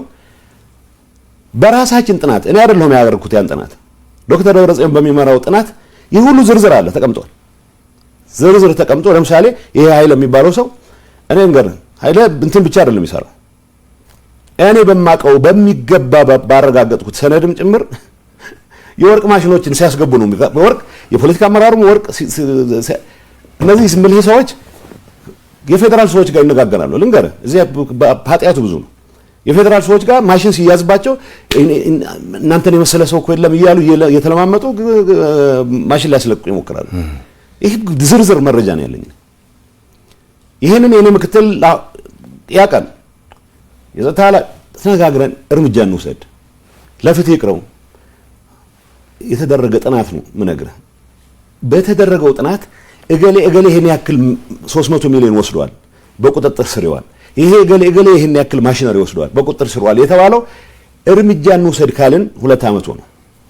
የመውሰድ ፍላጎት አንዳንዴ ፖለቲካሊ የምታያቸው ነገሮች አሉ። ትልልቅ ትግል ውስጥ ትልቅ አስተዋጽኦ ያላቸው ሰዎች ስም ሌሎችንም ይዞ እንዳይጠፋ በሚል ያለው ቀደም ያልኩ የውሸት አንድነት ለማስቀጠል ባደረግነው ጥረት መጨረሻ ላይ ግን የውሸት አንድነት ማስቀጠልም አይደለም የመረረኝ ሰዓት እርምጃ መውሰድ አለበት ባልኩበት ሰዓትም እርምጃ እንዲወሰድ ዶክመንት አቅርቤም ሳይቀር ተግባራዊ አልተደረገም። እርስ በርስ የመደጋገፍ ፖለቲካል አሁን ያለው እኔን ክድሃል የሚለኝ አመራር ወንጀለኞቹን ዋናዎቹ የራሱ ሰዎች አድርጎ ነው የሚቆጥረው። ቢኮዝ የወንጀል ኔትወርክ ነው። የወርቅ ንግድ ውስጥ የሚሳተፈው ጀነራል ዋና የሚተማመንበት መሰረት በግልጽ እኮ ባለፈው ሲናገር ሰምታችሁታል። አይ አሁን የራሳችን ሰው ስለመጣ ጌታቸውን እንዳደናቀፍ ነው ማደናቀፍ የለብንም ይላል። ምክንያቱም ጌታቸውን ያደናቀፍ እንደነበረ ጌታቸውን የሚያደናቀፍበት ምክንያት የስርቆት ኔትወርኩ አካል ስላልሆንኩ ነው። ሌላ ነገር የለም። እኔ ላይ የሚያገኙብኝ አካውንት የለም። እኔ ላይ የሚያገኙት መሬት ካርታ የለም። ስለዚህ ምክንያት ሁሉም ልንገር አንዳንዴ በጣም የሚያሳዝነኝ በፌደራል ጋር ያላቸውን ጉዳይ መሬት አስመልስልን እንዲበልልን ምናምን የሚባል እኔን ሸምግልልን ይሉኛል። ይህም ሲፎክሩም ሰው እንደዚህ እንዳም ውሸት ነው። ምክንያቱም አብዛኛው የሰራዊት አመራር በሰላም የትግራይ ህልውና እስከተረጋገጠ ድረስ ሌላ ጥይት የመተኮስ ፍላጎት ተገዶ ከገባ ይዋጋል። ምንም ጥያቄ የለው። ተገዶ ማለት ኢምፖዝድ ከሆነበት ከዚህ ውጭ እነዚህ የወርቅ ንግዳቸውን የሰው ዘረፋቸውን ለማስቀጠል የዘረፉትን ብር ይሄ በቁጥር ነው የምነግርህ በቁጥር እና ኃይለ ሥላሴ ሌላ ነገር የለው። እኔ ውጭ ሀገር ሄደህ ታከም ብዬ በተደጋጋሚ ጠይቄዋለሁ። ቪዛ አሰርቼለታለሁ። የተወሰኑትን ይዛቸው ወጥቻለሁ እንዲታከሙ እንዲያርፉ ፈልጋለሁ። የተከፈሉት መስዋዕትነት ያክል የሚተካ አንድ ነገር ግን አዲስ አበባ መምጣት አልችል ንብረት ይሰጣል 100 ምናምን ሚሊዮን ሸጫለሁ ይላል። በተግባር የተረጋገጠ ግን የተዘረፈ ነው ነገር። ስለዚህ ሁሉም የሰራዊት አመራሮች ዘርፈዋል የሚል መልእክት እያስተላልፍና የመጣን ውሸት ነው። ኃይለ ሥላሴን መጥቀስ እያቃተን ኃይለ ሥላሴ መጠየቅ እያቃተን አንደኛ ፎካሪ ሆኖ እሱ ለትግራይ ህልውና በተለየ የሚቆረቆር ሆኖ እንዲቀርብ እናደርጋለን። ምግብን መጠየቅ ያቃተኝ እሱ የተለየ የሚቆረቆር ሆኖ ግን በዚህ ጉዳይ ውስጥ ገብቶ የማያውቅ ሌላ ጀነራል ከነዚህ ጋር ጀነራሎች ወርቅ ንግድ ውስጥ ገብተዋል ወዘተ ይባላል። ወርቅ ንግድ ውስጥ የገቡትን በይፋ መጠየቅ ስላልቻለን ሁሉም በቀንነት ህዝባቸውን የሚያገለግሉትን ሰዎች ሳይቀር በጀነራሊ በማጃመል አንድ ላይ በማድረግ ለምን አላቀረብናቸውም ለተባለው አንደኛ ይሄ ሲያደናቅፍ ይኖረው ፖለቲካል ሊደርሺፕ ተጠያቂ እንዲሆን አይፈልግም። ተጠያቂ እንዲሆን የማይፈልግበት ምክንያት ራሱን ተጠያቂ ስለሆነ ነው። የወንጀል ኢንተርፕራይዝ ነው ይሄ። ከትግራይ ህዝብ ህልውና ጋር የሚያገናኝ ምንም ነገር የለውም። እንዳልኩ ነው አሁን ጌታቸው ከስልጣን አስወግደናል። ስለዚህ የፌደራል መንግስቱም በቃ ወደ ሌላ ነገር መግባት ስለማይችል ከኤርትራም ጋር ያለ ግንኙነት ተጠቅመህ የወርቅ ንግድ የማጣጣፍ ኮንትሮባንድ የማጣጣፍ ነው ዋናው አሁን ፍላጎት ያለው ፖለቲካል ሊደርሺፕም እነዚህ የምትላቸው ጥቂት ሰዎችም ቢሆን ግን እንትናቸው ተረታቸው ምንድነው ለትግራይ ህዝብ ህልውና አንዴ ምዕራብ እናስመልሳለን አንዴ ደቡብ እናስመልሳለን ማፈሪያ ምን የራስ ህዝብ ጋር ተዋግተህ አይደለም ታስመልሰው ሰው በሰላም የሚያልቅበት ነገር ሁሉ ማሟጠጥ መቻል አለብን ብለን ነው የግል ጥቅሙን መሸፈኛ ብርድ ልብስ መሸፈኛ ስለዚህ በወንጀል የሚጠየቅ ሰው አንዳንድ ይገርመኛል መስዋዕትነት ነው ይላል ውሸታቸው ነው መስዋዕትነት ፍላጎት የላቸው እነሱ መስዋዕት አይፈልጉ በወጣት መስዋዕትነት ነው የሆነ ትርፍ ማትረፍ ይፈልጉት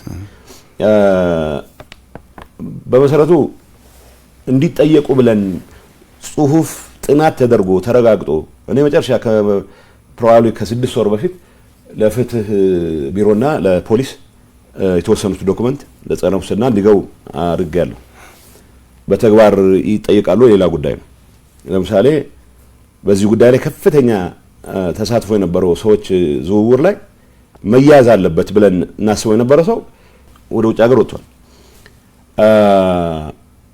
ሌሎች አሉ አሁንም በቃ ንግዱ ተጧጥፎ እንዲቀጥል ቅድም እንዳልኩ ነው ኤርትራ ሰራዊት ማፍረስ አይቻልም በዚህ ምክንያቱም ገንዘብ ያለው ሰው ብቻ ነው ሊወጣ የሚችለው ማለት ነው ወጣቶች መዋጋት የማይፈልጉ ግን ደግሞ ታፍነው ገንዘብ አውርዱ እንዳይባሉ ስቃይ ውስጥ እንዲቀጥሉ የተደረጉ አላማው እሱ ነው የነበረው ኤርትራ ሰራዊት እናፈርሳለን በሚለው ግን በሺዎች የሚቆጠሩ ሰዎች ሊተራሊ ተሸጠዋል ነገር ይሄ ትግራይ ተወላጆችንም ጨምራል ሀብት አለው የሚባል ሰው የትግራይ ተወላጆች አንዳንዴ የሚያደርጉት ምንድነው ገንዘብ የሚቀበሉት ሳይበቃ የትራንስፖርት ሳይቀር ራሳቸው አውቶቡሶች ተከራይተው የትራንስፖርት ከእያንዳንዱ ሰው 10 ሺህ መቀበል የት አካውንት መተፋፈር የለም እገሌ የሚባል አካውንት ውስጥ ይገባል አዲስ አበባ ውስጥ ያለ አካውንት ሊሆን ይችላል ካናዳ ውስጥ ያለ አካውንት ሊሆን ይችላል ይሄን ሁሉ በዝርዝር በመናቆም ሁኔታ ነው ምንም አይነት ነገር ልንወስድ ያልቻልነው ስለዚህ ለምን አንወስድም እንግዲህ አንድ ሰው ዱላ ይዞ የሆነ ነገር ማድረግ አይችልም ይሄንን ማስፈጸም ኃላፊነት ያለባቸው ሰዎች አሉ እነሱ እርስ በርስ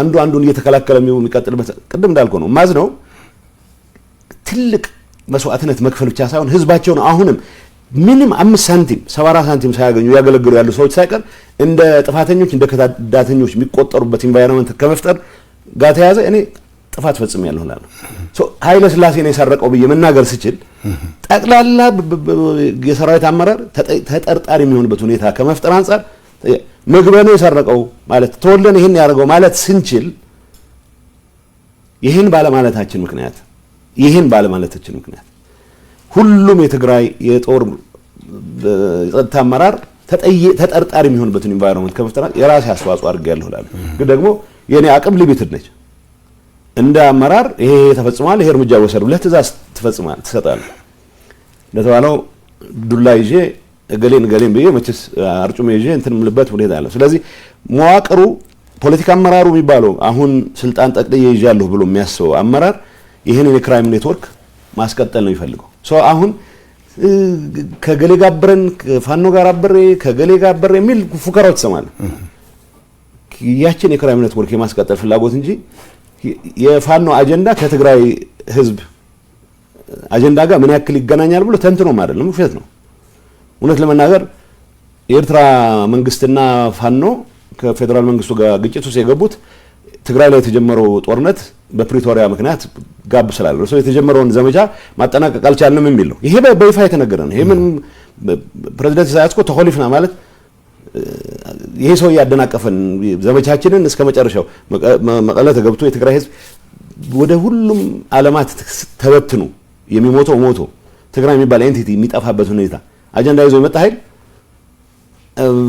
አሁን ከዚህ ኃይል ጋር አትሊስት መሰረታዊ የሆነ ፓክት ፈጥረህ የትግራይ ጥቅም ማረጋገጥ ማዕከል አድርገህ መንቀሳቀስ ያለብህ የትግራይ ህዝብን ብሔራዊ ጥቅም ማዕከል ካረክ ቢያንስ ከፌደራል መንግስት ጋር የጀመርከውን አሟጠህ ለመጨረስ ነው መንቀሳቀስ ያለብህ ከሌላ ኃይል ጋር አይደለም የምትሰራው ቢያንስ የሚታወቅ ስምምነት አለ ከፌደራል መንግስት ጋር ኢትዮጵያ ካልነህ ግን ደግሞ ዓለም የሚያውቀው ስምምነት ፈጽመሃል ይሄ ኃይል መጽሐፍ ጓደኛ ይላል የብርሃን ልጆች በብርሃን ነው የሚንቀሳቀሱት ነው የሚለው መጽሐፉ ይለኛል በጨለማ መንቀሳቀስ የሚፈልግ ኃይል ብርሃን ከበራ በጣም ይጨንቀዋል ሰላም ለእንደዚህ አይነት ሰዎች ለእንደዚህ አይነት ክሪሚናል ኢንተርፕራይዝ አደጋ ነው የሚሆነው የማጋለጫ ብርሃን ነው ስለዚህ ግርግር በአንድ ወይም በሌላ መንገድ ከመፍጠር ውጪ ሌላ ስራ አለን ብሎ ማያምን ጥቂት ሰዎች እንደፈለጉ የሚዘውሩት ግን አብዛኛው ቅን ኃይል ሆስቴጅ የሆነበት ሁኔታ ነው ያለው። ሰው ፖለቲካ አመራር ውስጥ ሁሉም አይደለም፣ ጥቂት ሰዎች ናቸው ይሄን ወንጀል ኔትወርክ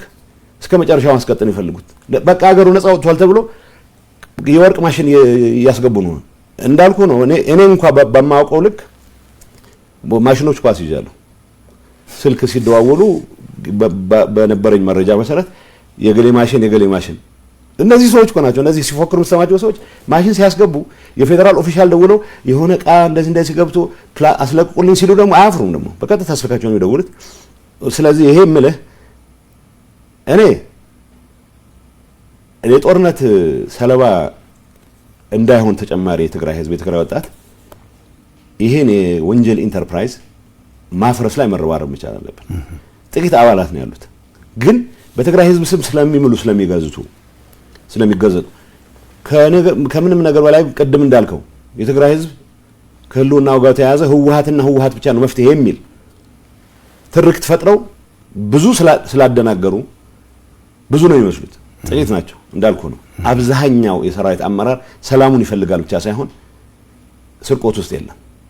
ስርቆት ውስጥ የገቡት ጥቂት ሰዎች ግን ሆስቴጅ አድርገውታል ሁሉ ነው።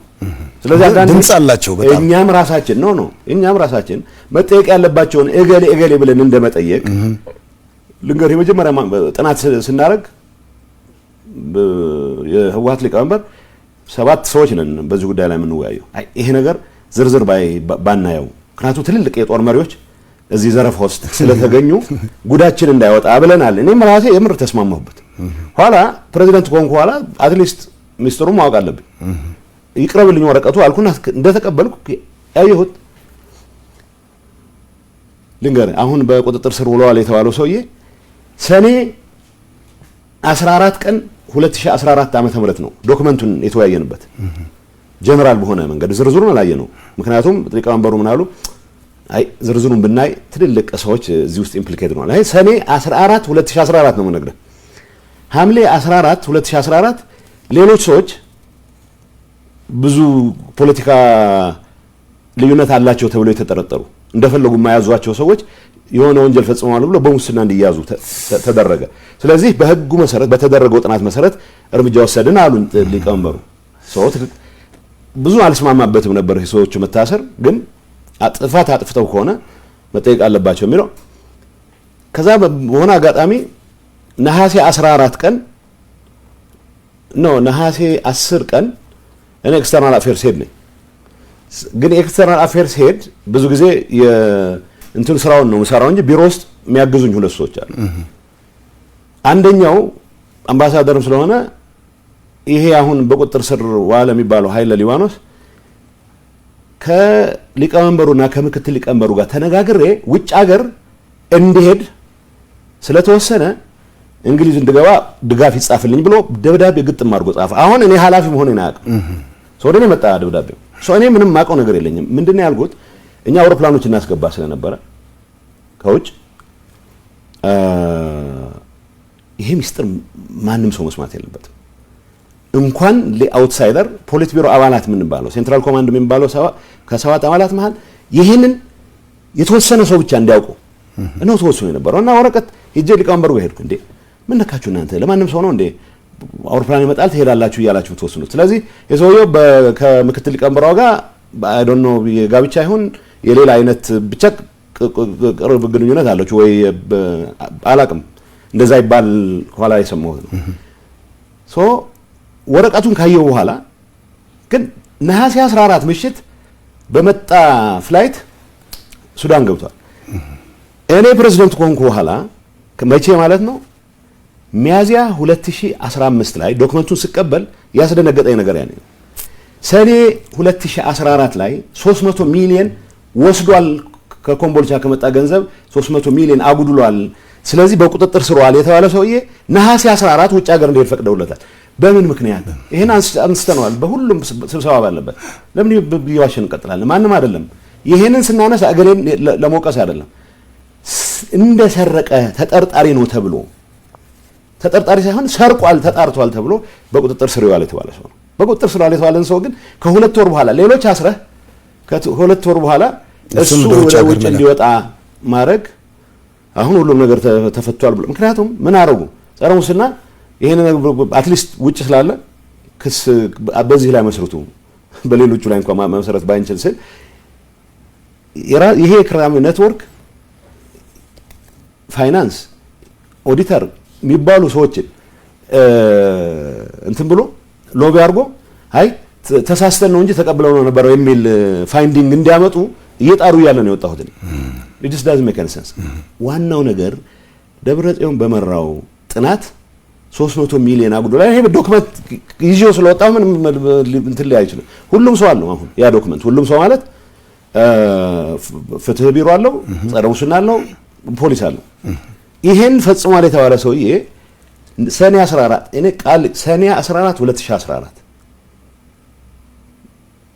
ዶክመንቱን ተዋይተን ሐምሌ 14 ሌሎች ሰዎች በቁጥጥር ስር ነው ነሐሴ 14 እሱ ወደ ሱዳን እንዲያተደረገ ይሄን እኔ አሁን ያኔ ባቅ ኖሮ ምን አረግ ነበር ሌላ ጉዳይ ነው ግን ፕሬዝዳንት ኮልኳና ዶክመንቱ ሳይዝ ደብረጽዮን ጠይቅ ነው ለምን ይሄን አረግ አይ በቃ አስፈላጊ ነው ብለን ስላመንን እሱን ወደ ሱዳን መላክ ለስራችን ወስዳለ ይሄ ኔትወርክ ነው የክራይም ኔትወርክ ነው ማለት ከዲያስፖራ የተሰበሰበ ገንዘብ ደላላ ይበላው ብዙ ነው እኔ ነገር አላህን ኦዲት ተደርጓል ማለት ነው ውሸት ነው ምክንያቱም ምን እናርግ ተባብለን እኔ ሆነስትሊ ነገር እስከ ቅርብ ጊዜ ድረስ የድርጅቱ ሊቀመንበር ፕሮቴክት በማድረግ ነው ጊዜ ነው ያሳለፍኩት በይነስ ምብዛም የሆነ የቅንነት ኤሌመንት አለው በያምን ስለነበረ ፕሮቴክት ለማድረግ ሞክር ነበር እሱ ብዙ እኔንም አላዋጣኝም ግን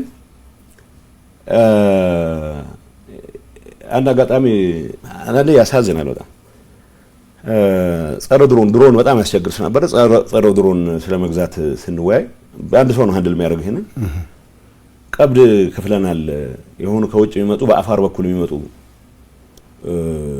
ድሮን ኤክስፐርቶች ኖ ኤክስፐርት ከእስራኤል ነው የሚመጡት ተብሎ ነው አንድ ደላላ ነው እንግዲህ ደብረጽዮን እናሳምኑታል ማለት ነው ስለዚህ ቀብድ ከፍለናል 1.4 ሚሊዮን ይበል ወዘተ ይበል እና በአፋር በኩል ይገቡና ኮምፒውተራቸውን ይዘው ድሮን ሲመጣ መጣል የሚችሉ አሁን ይሄ ወይት ድንቆላ መሆን አለበት እኔ ድሮን ቴክኖሎጂ በሚመለከት ለማንበብ ጸረ ድሮን ሞክሬያለሁ እንደዚህ አይነት ማጂክ የለም ግን ተከፍሏል የትግራይ ዲያስፖራ የሰበሰበው ገንዘብ ነው ሌላ ዝርዝር ራዲዮ ልግዛ ብሎ የተሰወራለ አውሮፕላን አከራያችኋለሁ ብሎ ቀብድ ወስዶ የተሰወራለ ይሄ ሁሉ ገንዘብ የት ነው የገባው ብለህ ብትጠይቅ ይሄ ኔትወርክ እኔ ፕሬዝዳንት ሆኜ ይሄን መቋጣጠር የተገባኝ እኔ ትእዛዝ ሰጥቼ ምንም በኔ ስም በመንግስት ስም ገንዘብ እንዳይወጣ ብዬ ግን ያ ኔትወርክ በራሱ ጊዜ ያዘዘ ሌሎች ነገሮችን ይፈጽማል በዚህ በዲያስፖራ ዲያስፖራው ከልቡ ትግራይን የሚወድ ከልቡ የትግራይን ሁሉ አረጋግጣለሁ ብሎ የተንቀሳቀሰ ኃይል ነው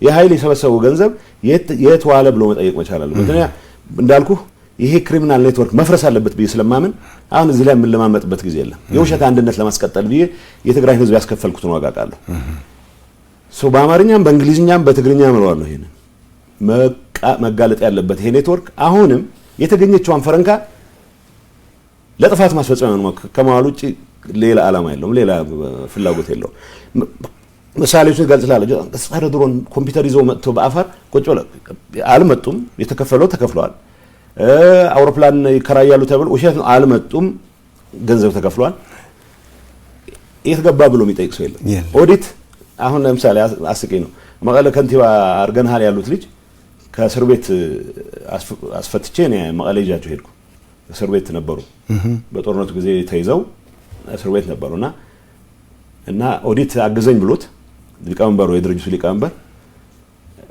ትንሽ ለኔ ቅርበት ነገር አሳየና መጥቶ ትንሽ የተጮረበረ ዶክመንት አለ ይሄን ጥንቃቄ አርግሄው አለኝ ምክንያቱም ኦዲተር ስለነበረ አገዘኝ ብሎታል የድርጅቱ ሊቀመንበር ግን አውቃታለሁ እሷን እቺ ሚስጥር ግን በሌላ መንገድ አውቃታለሁ ገንዘቧን ለመቀሸብ ጥረት እየተደረገ ነው ከዛ ሚስጥር ጠባቂ ስለሆነ አሁን ስራ አስፈጻሚ አድርገው ሾመውታል ምክንያቱም እኔ እንዲሾመው ፈጠየቁኝ አይ አማካሪ ምናምን አደረገው ይችላል እንጂ ኦዲተር አደረጉን ሀዱ ኢንዲፔንደንት ኦዲተር ይሁን ብለን ኢንዲፔንደንት ኦዲተር ስላለ ኦዲተር አደረገው በዚህ ቻኩርፎ የኔ ተቀናቃኝ ሆነ ሰው ተሸለመ ይችን ሚስጥር ስለሚደብቅ ያቺ ሚስጥር ግን አውጥቷታል ኦሬዲ የጠበቀ ነው ይመስላችሁ ኦዲት አድርገናል ብሎ የሚያጭበረብረው ኦዲት ያደረገው ነገር የለም የባከነ ብዙ ገንዘብ አለ። የትግራይ ዲያስፖራ መጠየቅ መቻል አለበት። ይሄ እውነተኛ ለትግራይ ህልውና ለሚውል ዘመቻ የተጠቀምንበትን ነገር አልጸጸትበትም። አሁንም የተዘረፈ የተበተነ ደላላ የበላው ገንዘብ ግን ቤቱ ይቁጠረው በደም የሚታወቅ ነው ነገር እንደ ይሄ የክራይም ኢንተርፕራይዝ ነው የምልበት ምክንያት ይሄ ነው። ሲደጋገፉ ልንገር ጨምርልሃለሁ እዚህ በቃ ሱዳን የንግድ እንቅስቃሴ እናድርግ ተብሎ ከነጋዴዎች ውጭ ሀገር ካሉ ሰዎችም ጭምር ባንክ እንዲያስገቡ ተብሎ የሆነ ድርጅት ተቋም እንደ ካምፓኒ ትሬዲንግ የሚባል ተቋቁሞ ሱዳን ሲከፈት ሸቀጥ ለማስገባት ሊቀመንበሩ ነው ምክትል ሊቀመንበሩ ብቻ ናቸው የሚያውቁት። ይሄንን ካምፓኒ አቋቁመናል ብለው ግለሰቦች ወደ ውጭ እንዲሄዱ ተደረገ። እኔ ይሄን እንዴት ነው የማውቀው? እንግዲህ ስራ ፈጻሚ አባል ነኝ። ከውጭ የሚያግዙን የነበሩ ነጋዴዎች ደውለው እንዴ እዚህ ስራ ውስጥ የቤተሰብ ብቻ አደረጋችሁት እኛን አታስገቡንም እንዴ አሉኝ። የምን ስራ ነው አልኳቸው። አይ ማነው አማንቴክ የሚባል ትሬዲንግ ተቋቁሞ ሆልሴል እንትን ለማድረግ ገንዘብ ይዋጣ እየተባለ ነው። በቢሊዮን የሚቆጠር ተዋጥቷል። በመቶ ሚሊዮኖች አትሊስት ማቆ 1 ቢሊዮን አካይ። ከዛ ይሄን እንዴ ሊቀመንበሩን ጠየቅኩት። እንደዚህ አይነት ነገር አድርገናል ያለ አይ ይሄ በሚስጥር የተያዘ ጉዳይ ነው፣ በዚህ ጉዳይ ላይ ምላሽ አትስጥ አለኝ። ሚስጥር አትሊስት ከሰባታችን ውስጥ አንዱ ነኝ እኔ። እኔ ካለኝ ከሰዎች ጋር ካለኝ ግንኙነት ጋር በተያያዘ ነው ይሄንን የሰማሁት። ይሄንን የታደረሳችሁት ብሎ የሚጠይቃቸው ሰላም ኢትስ አ ክሪሚናል ኢንተርፕራይዝ ማለት ለዚህ ነው። በዚህ ጉዳይ ላይ የተሳተፉ ሰዎች ካሻሽ ገንዘቡን ለመደበቅ ሌላ ምክንያት ይፈጥራሉ። አሁን ጦርነት ተፈጠረ ከተባለ ይሄ ጉዳይ የህልውና ዘመቻችን አካል ነው ይልዋል። እኔ የህልውና ዘመቻችን አካል ሆነ ያለበት ወጣቱ በተደራጀ መንገድ የህዝቡን ጥያቄ መመለስ የሚያስችለው ፖለቲካል ኤንቫይሮንመንት ተፈጥሮ ከፌደራል መንግስት ጋር ፕሪቶሪያን ከመፈጸም አንፃር የተጀመሩ ሂደቶች እስከ መጨረሻው ማጣት ተጠቅመህ ነው የትግራይን ሁሉ ለምታረጋግጠው እንጂ የሶስት ሌባ ወታደሮችን የሶስት ሌባ ፖለቲከኞችን ህልውና ለማረጋገጥ የሚለኮስ ጦርነት የትግራይን ህዝብ አጀንዳ ሊሆን አይችልም።